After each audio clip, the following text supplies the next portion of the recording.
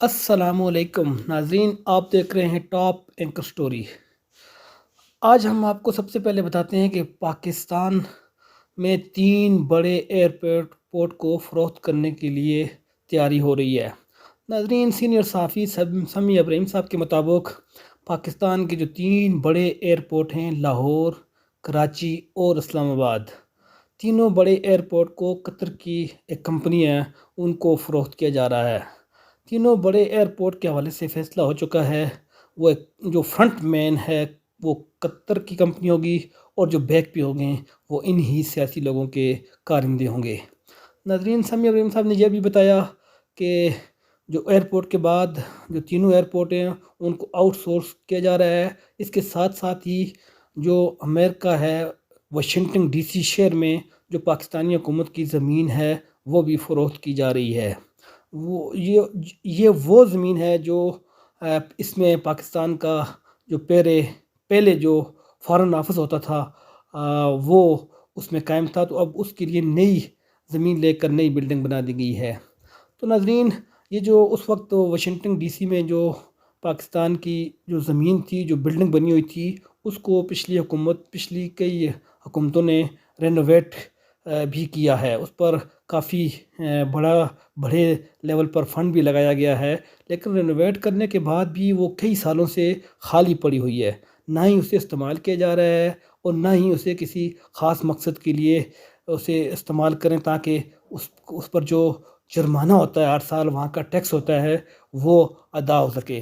تو ناظرین، آپ کو یہ اب سمیع ابراہیم صاحب نے بڑی اہم سٹوری بتائی ہے کہ اتنے بڑے لیول پر زمینوں کی خرید و فروخت جاری ہے۔ پاکستانی جو ایئرپورٹس ہیں، اور آپ دیکھیں یہ واشنگٹن ڈی سی کتنا مہنگا شہر ہے دنیا کا، تو وہاں پر پاکستان کی جو پراپرٹی ہے اسے بھی اونے بونے داموں فروخت کر دیا جائے گا۔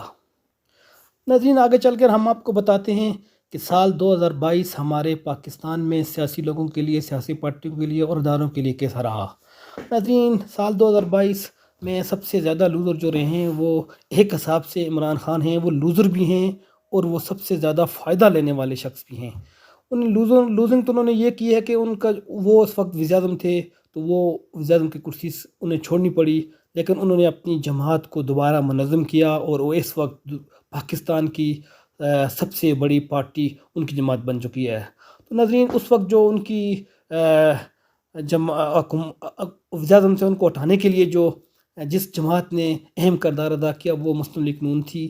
تو مسلم لیگ نون نے 2022 میں سب سے زیادہ سیاسی نقصان اٹھایا ہے۔ تو جتنا وہ فائدہ لینے کی کوشش کی تھی، اتنا ہی زیادہ مسلم لیگ نون نے نقصان اٹھایا ہے۔ سابق وزیر اعظم میاں محمد نواز شریف جو ہے، اس نے جو ہے نا وہ 2022 میں سب سے زیادہ نقصان اٹھایا ہے۔ اس کے برعکس جو حالیہ وزیر اعظم ہیں شہباز شریف صاحب، ان کو فائدہ ہوا ہے، انہوں نے اپنے کیسز ختم کروائے ہیں۔ جو ان کے اتحادی ہیں زرداری صاحب، سب سے زیادہ کامیاب اس رجیم چینج میں وہ ہوئے ہیں، انہیں بڑا فائدہ ہوا ہے۔ انہوں نے تمام ہر طرف سے انہوں نے فائدہ حاصل کیا ہے۔ اس کے ساتھ ساتھ مولانا صاحب جو اس میں شامل تھے، انہوں نے بھی فائدہ حاصل کیا ہے۔ مریم نواز صاحب کو بھی کافی حد تک فائدہ ہوا ہے، انہیں ان کے کیسز کم کیے گئے ہیں، انہیں باہر جانے کی اجازت ملی ہے۔ حمزہ شہباز کو بھی اس رجیم چینج میں اور 2022 میں فائدہ حاصل کیا ہے۔ تو اس میں اداروں میں جو سب سے زیادہ ادارہ، جو اہم ادارہ ہے ہمارا قومی سلامتی کا ادارہ ہے، اسٹیبلشمنٹ کو بہت نقصان ہوا ہے۔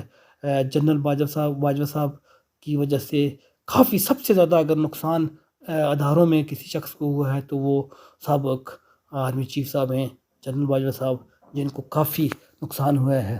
تو ان کی وجہ سے ادارے پر بھی کافی الزام لگے ہیں، جس کی وجہ سے ادارے کو بھی کافی نقصان ہوا ہے۔ ناظرین، آج آپ کو ایک سعد رفیق صاحب کے بارے میں بتاتے چلیں۔ سعد رفیق صاحب نے کل ہی میڈیا سے بات کرتے ہوئے وہ بڑے غصے میں تھے۔ انہوں نے اپنی ہی جماعت کو آڑے ہاتھوں لیا۔ انہوں نے کہا کہ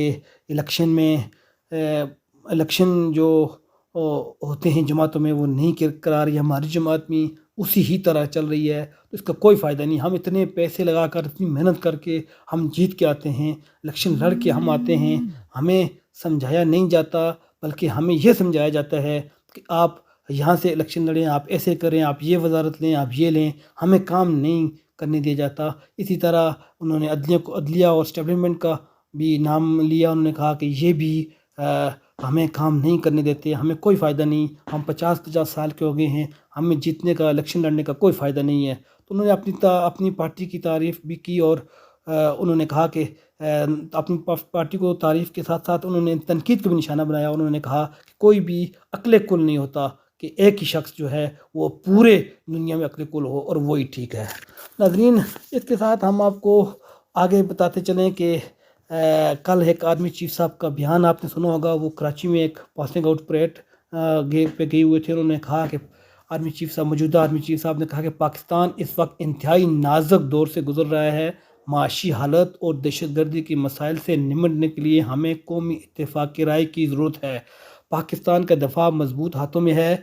हमें किसी सूरत भी अपने आप में और हमें बेइत्तेफाकी की ज़रूरत नहीं है। हमें इत्तेफाकी राय कायम करना होगा। हमें पाकिस्तान के लिए एक होना होगा।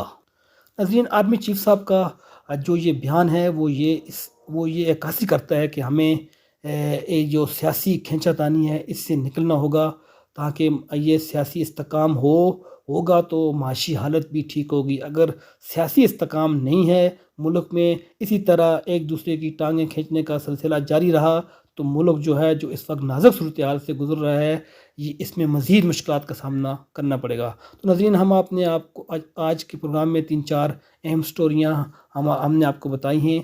तो आप हमारे साथ रहें, हमारे चैनल को सब्सक्राइब करें और लाइक करें और घंटी का बटन ज़रूर दबाएं, ताकि आपको जो मालूमात है वो रोज़ाना की बुनियाद पर मालूमात आपको पहुँचे। आप हमारे चैनल को सब्सक्राइब ज़रूर करें। बहुत बहुत शुक्रिया।